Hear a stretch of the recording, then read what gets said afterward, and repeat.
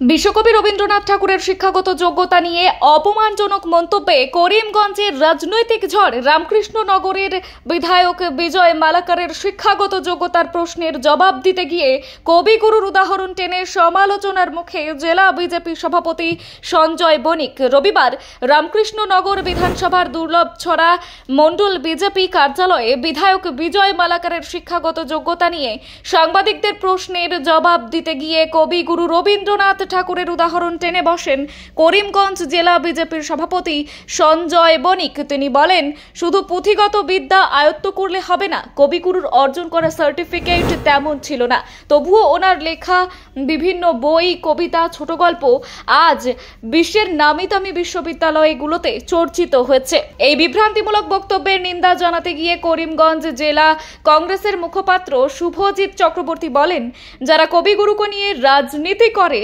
তারা আজ কবিগুরুর শিক্ষাগত যোগ্যতা নিয়ে প্রশ্ন তুলছে। তিনি আরো বলেন, বিজেপি একদিকে কবিগুরুকে সম্মান প্রদর্শন করতে গিয়ে করিমগঞ্জ জেলার নাম পরিবর্তন করে শ্রীভূমি করেছে, কিন্তু সেই দলই কবিগুরুর গানে আপত্তি তোলে, দেশদ্রোহিতার অভিযোগ আনে। যারা জাতীয় সঙ্গীত ঠিকমতো পরিবেশন করতে পারে না তাদের মুখে দেশপ্রেমের বুলি মানায় না।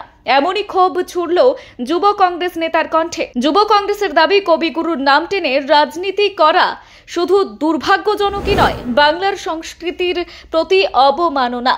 তারা বিজেপির নেতৃত্বের কাছে অবিলম্বে ক্ষমা প্রার্থনার দাবি জানিয়েছেন এবং জেলার অন্যান্য নেতাদের অবস্থান স্পষ্ট করার কথা জানিয়েছেন। কবিগুরুকে নিয়ে রাজ্যের রাজনীতিতে নতুন বিতর্ক। এখন এই আগুন কি শুধু সময়ের পরিবর্তন করতে পারবে?